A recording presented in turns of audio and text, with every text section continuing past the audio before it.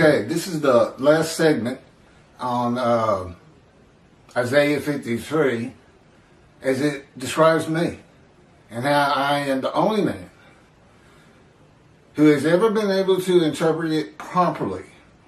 It was written that way. God can be very crafty with his writing. And he made sure, though, he had backup. The backup is the book of Ezekiel.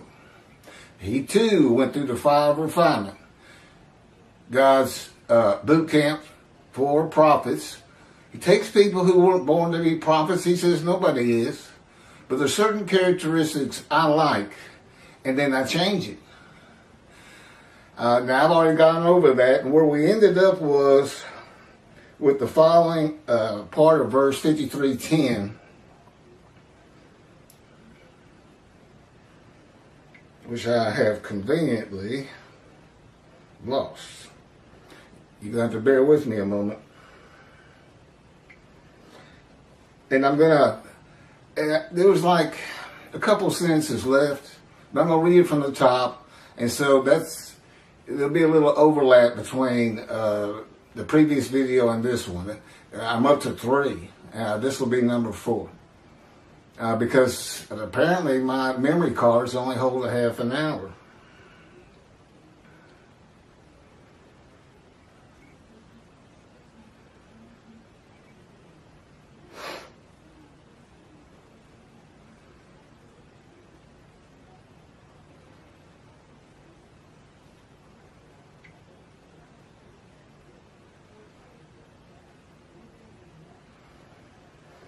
Okay. The primary purpose of verse 10 is not to test the devotion. It is to make certain that the animal sacrificial atonement and worship laws of the Torah cannot be used for the man described, as the Christians do anyway, with the human sacrifice of Jesus.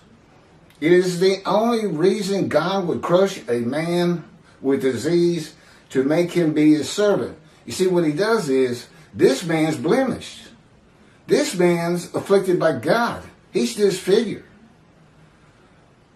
And that's not Jesus Christ. He cannot be this man, and God wrote it that way. Apparently, the Christians do not know how to read and comprehend the Jewish Bible. They took it as their own and called it an Old Testament, which means New Covenant. They even took your New Covenant of Jeremiah 31 of sin forgiveness and said the New Covenant is now Jesus. I think they just make everything up. I have come to note that religious people do make quite a bit of things up, including your rabbis. Messianic era came from Rambam. World exaltation of the Jews came from Rambam. King Moshiach gathers his kingdom. Rambam. None of which is in the Hebrew Bible. They're out there teaching man's word over God's word. And I'll say it again. I've been with him for 15 years, 24/7. His spirit lit upon me and entered me, and God is in his spirit. Just repeating, Isaiah 11 could just have well read, the Spirit of God and God lit upon and entered the twig of the shoot of the stump of Jesse. But he didn't. He wanted me to be able to explain it. Didn't want anybody to be able to figure it out. All of your prophets, Jewish people, every one of them, if they repeat God's words, or he talks through them or writes through them, they're men in divine beings. Not only are they prophets, they're men in divine beings. Because wherever God's presence is, so is the angel of his presence. And whose body is not human form and wings. It's the Spirit of God. Your spirit's always with you too. The angel of his presence is always with him. So when they alight upon and enter a man, and that's when you can hear God's words. Basically, he manipulates your mind so that you can hear conversation and feel you're part of it. That you're having a conversation with God. But it's a manipulation of the mind. It's not through the ear. Now, he can make you feel that it's through the ear, and he often does that with me. Okay, I'm going to carry on. You cannot offer an animal blemished or with defects. So God blemishes and disfigures the man. Now this is God's words. Now I was kind of ad-libbing. No man would refuse God, and God does not need a man's permission to make him a servant. He is God. In the book of Ezekiel, God had his spirit seize Ezekiel and made him suitable for the purposes of being a prophet to the Assyrian Babylon exile and go through his fire of refinement. He didn't have to make a deal with me. It's crafty writing. There's reasons for all of it. The offering for guilt. We're going to get into that in more detail one day. God knew what the Christians, the Gentiles who become Christians, would do with the words wounded, punished, maltreated, bruised, crushed, and chastised. And they did.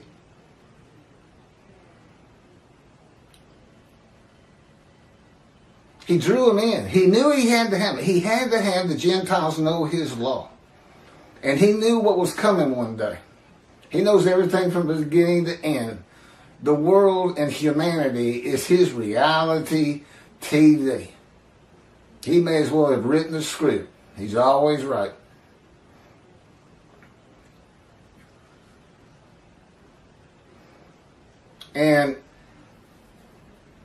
But he knew he had to have a Christian country like America. Because without that, Germany wins, people. Germany wins. And he knows these things. That probably many of you saying, why didn't he come save us? And God will tell you, why didn't you come back? I gave you land to take care of, and y'all run willy-nilly all over Europe. But anything, everything's come together, and that's why God, because one of the covenants he brings when Moshiach's here, the covenant of friendship. He's in a very good mood. He's excited about getting back to Israel. He's excited about living with the Jewish people again, just as he lived among the Israelites, the tents of the Israelites. They would say God would walk by the tents, this and that. You know who's really walking by? Moses. But God and the angel of his presence have lit upon and entered Moses. And there's 3 or 4 different clear verses in the Torah that can show you that. Where I go, he may as well say I'm walking down in the old city. But he's not walking down. He's just in me and I'm walking down. 3 persons in one body. A man in divine beings. Also known as a host of the Lord's host. And just find one of my videos on that. There's 3 verses in Joshua. And it includes the captain of the Lord's host. And you'll find out what I'm talking about. And how to identify men and human, divine beings. But every prophet was a man in divine beings. And it's another thing, of course, Judaism doesn't know. God didn't want you to know. He wants me to teach it to you. I'm the only teacher he recognizes. He has dismissed before him every rabbi, every shepherd on the face of the earth. And the only way they can come out of it is to help him straighten Judaism out, bring it to the modern era, get it out of antiquity. This is not Torah. Everything with the Torah is just fine. But the ball's been dropped too many times. Too many times people like Rambam have been listened to as though he's God. He's not. Makes a lot of mistakes.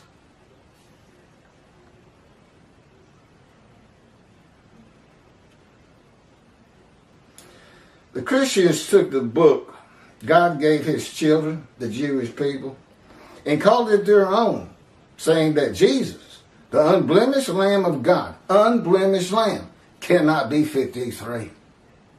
Unblemished Lamb of God is described by Isaiah 53. No, the man is blemished, with defects, receives long life, sees his children, and makes the many righteous by his knowledge.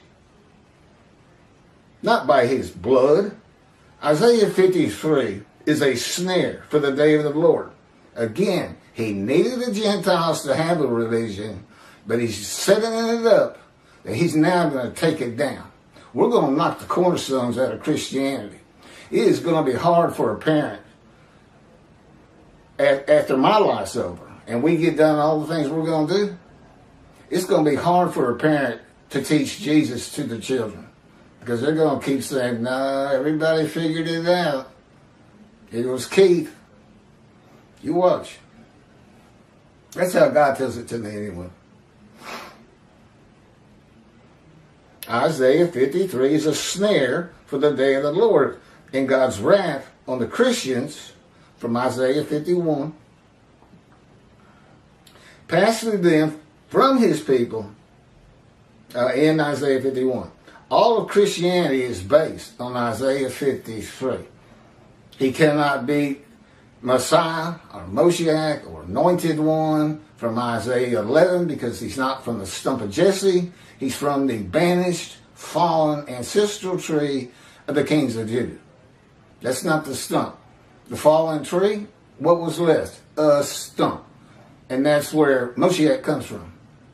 Can't be 11, can't be 53, he's unblemished. The man of 53 is blemished.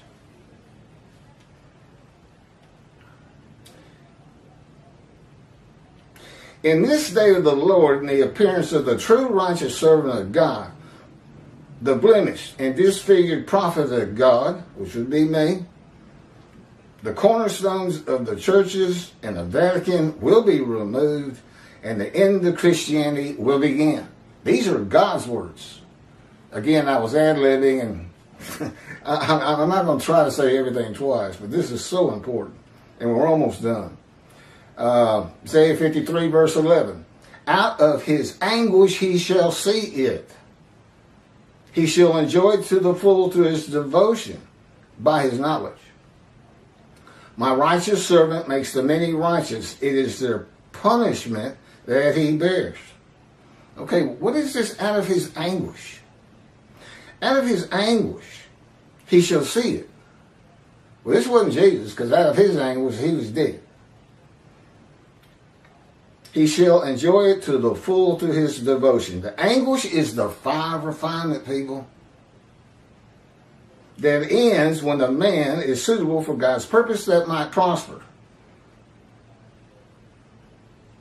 Return to his temple. Malachi 3.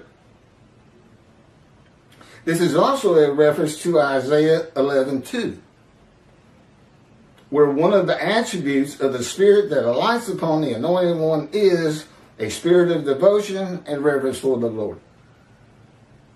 53:12. Assuredly, I will give him the many as his portion. That would be the believers. People who will help me. I had nothing. He took me from society 15 years ago. I had to stop practicing law. And I'm going to need help across the board until I get on my feet.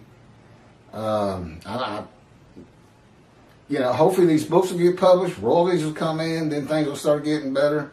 I'm going to need help getting them published. Basically, I need somebody who says, you need to publish this. It's got 2 covenants in it that go into effect, and we believe he is who he says he is. And somebody, a rabbi who wants to come correct and teach the books so that he gets to the scroll of remembrance and gets to see the Jewish heaven. Somebody like that with a name. Telling his publisher, no, you just got to do this. This has happened. This is real. I've been with the guy. That kind of thing.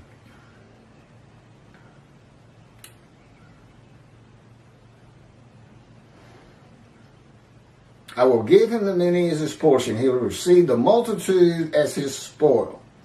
So the small amount of believers in the beginning becomes a multitude. For he exposed himself to death. Jesus did not expose himself to death. He died. That's not exposure. No, it's a crushing sickness, crushed by disease, that exposes you to death. With me, cancer. I've told you that story. And he was numbered among the sinners. Saying the man is a sinner. You ought to hear I'm not going to get into it, but have the Christians explain that that's still Jesus, but he's not a sinner. Whereas he bore the guilt of the many, and I've told you how that is cagey writing. I bore the guilt. Well, I went through the fire of refinement, and then I go and make them righteous. And their guilt goes away. There's no vicarious suffering in my analysis and commentary on Isaiah 53. And made intercession for sinners. That's the same thing. I will give him the many as his portion. He received the multitude as his spoil. Those who believe in me and are made righteous are the many who become a multitude. For he exposed himself to death. These are now God's words. God's righteous servant is crushed with disease that exposes him to death, but give him long life. 20 years ago, they gave me 1 month. And I hadn't seen a doctor since. Never treated. The lung cancer, it was colon cancer, metastasized to lung cancer, and no hope. No hope. And was numbered among the sinners. God's righteous servant will have been a sinner. I was not a religious man. I mentioned I was an atheist close to 50 years, and that's with God orchestrating my life. He wanted a blank slate. He didn't want me to have any preconceived notions or ideas or beliefs, because it's very hard to shake those with religious people. And that's what he got. Again, in the book he dictated, The Life of God's Righteous Servant, is chapter 7 when he first speaks to me. It's a good chapter to read. It's interesting. Jesus is said to be without sin. And like a rabbi was teaching at synagogues when he was 12. I don't know where that was supposed to go. I'm going to have to reproof this book. Okay, that's it. We'll probably put this out, these 4 videos. I'll join them as one. It'll probably be about close to an hour and a half, hour and 20. And there's one out there right now. It's part of Jews for Judaism, Tovia Sanger, false teachers, saying that Isaiah 53 is Israel. And they are. And they deluded deceitfully thousands of people, and it has hurt God, because I can't get anywhere. Despised, held no account. That's how people think about me. If I tell them, look, I have proofs. Why don't you just read the proofs? You just heard one of them. My ability to explain 53. Moses got 3 proofs. The Israelites in Egypt believed him, the slaves. They followed him. 3 proofs. All of which could have been just little tricks. And I have 3 proofs. And it begins with the books. It shows me to be the prophet like Moses. My knowledge of heaven shows me to be Elijah. Moshiach, the anointed one. Well, the Spirit entered me, and God is in the Spirit.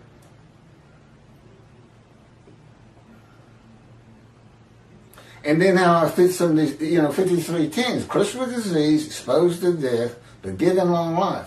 Well, I've told you my story. If people won't check it out, I'll sign off, and you can get my medical records. They'll show you. Terminal. And then you can't find another record on me. That's 20 years after a death sentence. That's how you know I fit 53:10. And you just go and find somebody else that's going to have the same story. It's either me, Jewish people, or you're never going to see your Moshiach. I'm sure, nobody really knows what to expect. But here it is, and I'm just a man, except that everything I do and say and write, even my physical movements, are controlled by God himself. Now that's comforting. Now, the Christians may be able to go around saying, the God we worship became a man. Well, God would never become a man. I got this for you. I know him too well.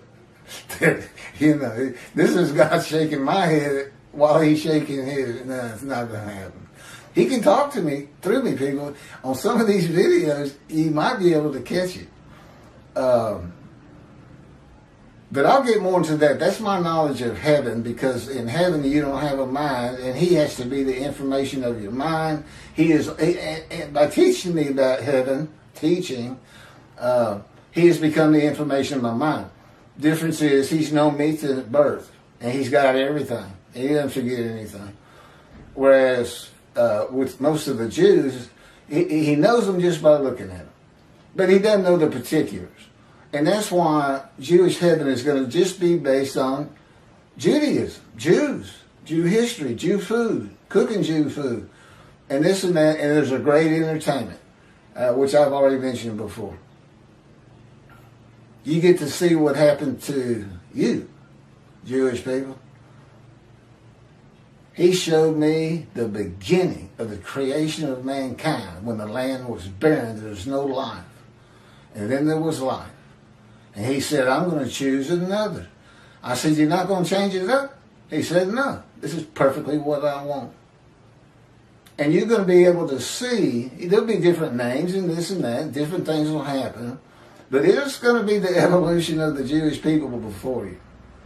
It's very interesting. Just sit out on your balcony and I'm pretty sure you'll feel like you're in body in heaven. You're not going to feel like you're a spirit, which cannot be seen. Or necessarily an angel. You won't have wings, I can promise you that, but you're considered angels. You're pure of body. Okay, that's all I'm going to do. Be sure to pass this video to anybody and everybody you can. It's so important. And I've got, utter destruction or never defeated again.